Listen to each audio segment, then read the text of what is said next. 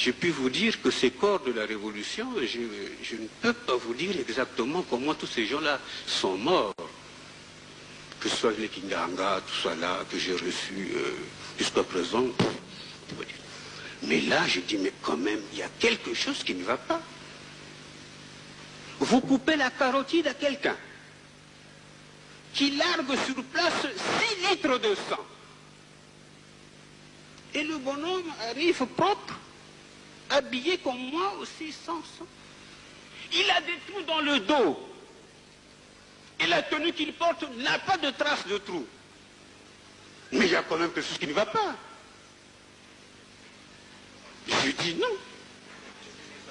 C'est pour cette raison, monseigneur, que j'ai demandé hier, ici, que ceux qui ont assisté à la mort du président Marien Ngouabi et qui ont transporté le corps viennent nous dire ici ce qui s'est passé.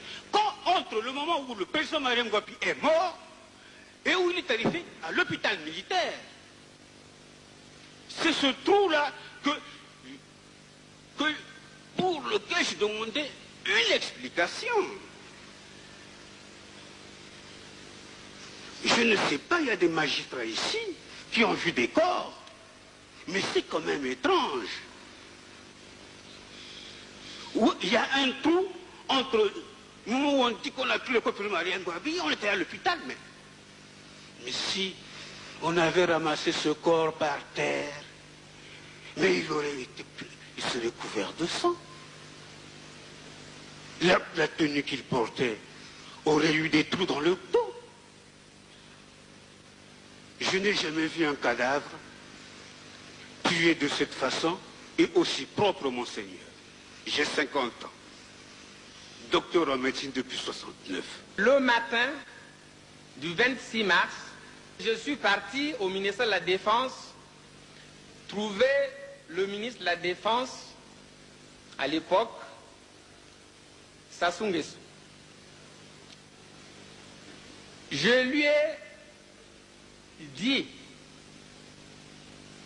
toute ma désapprobation pour ce qui venait d'être fait, c'est-à-dire l'exécution des témoins ou des suspects, comme on peut l'appeler, de ce matin-là. En l'occurrence, Ontsou, le président Déba, Ilou et d'autres.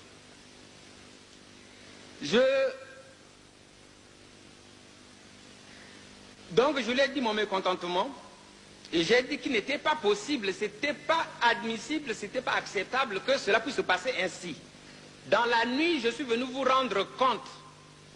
Si vous pensiez que ces gens devaient être tués, il fallait nous avertir pour que la commission d'enquête continue les enquêtes et continue à creuser pour en savoir peut-être un peu plus.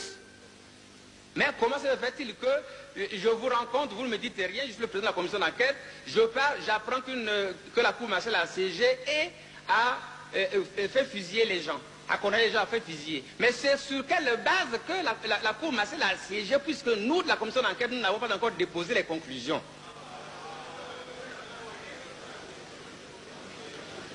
Et c'est donc à cause de cela, je m'étais fâché. J'avais sorti même certains mots quelque peu peut-être déplacés, à l'époque je n'en sais rien, mais j'avais dit au ministre Sassou Nguesso, j'ai dit écoutez, moi cette façon de faire, je ne l'accepte pas. J'ai comme une impression que parmi vous, au comité militaire du parti, il y a des gens qui ne veulent pas que la vérité jaillisse. Et je l'avais dit au président, au ministre Sassou. Dans ces conditions, et conformément à mon caractère, je lui ai dit que je ne pouvais plus continuer à être le président de la commission d'enquête parce que vous avez tué toutes les pièces maîtresses de l'enquête. Et la vérité sera très difficile à obtenir. Lorsque le président Marien Ngouabi est assassiné le 18 mars 1977, le général Yombi s'est trouvé ici en Ouane. C'est Sassou qui a pris la présidence du CMP. Dans la nuit même, il a fait assassiner les sentinelles. Parce que c'est sur ces instructions que le commando est passé. sorte que l'on sache la vérité. Dans la nuit même, on a exécuté les sentinelles. Alors, quelque temps après, comme pour Sassou, il fallait en finir avec les couillous, il lance la rumeur à travers les services de sécurité. Comme quoi, le président Marien Ngouabi, c'est le capitaine et le général qui l'ont fait tuer. Donc, mais une telle propagande ne pouvait pas porter trop. On continue de vivre. Je passe dans les corps de l'armée pour expliquer la situation réelle.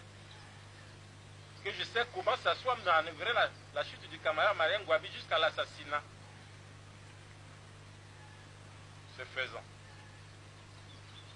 je trouve toujours l'opposition rigoureuse du camarade Sassou par rapport à la situation de l'assassinat du président Marien Ngouabi. Quelque temps après, je dois vous dire que ce n'est pas nos services de sécurité qui ont découvert là où se trouvait Kikadidi. Vous m'excuserez aujourd'hui de rentrer dans certains secrets d'État, mais il y a des moments de la vie, pour que le peuple sache la vérité, on ne peut pas taire certaines choses. Ce n'est pas nos services de sécurité qui ont découvert là où se trouvait Kikadidi.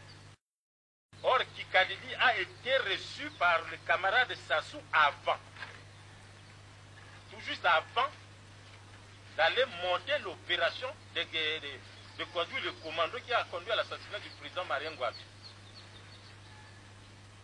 Lorsque nous avons su là où se trouvait Kikadidi, la mission était de faire en sorte que l'on trouve Kikadidi vivant, pour qu'il nous rende compte de son entretien avec le camarade Sassou.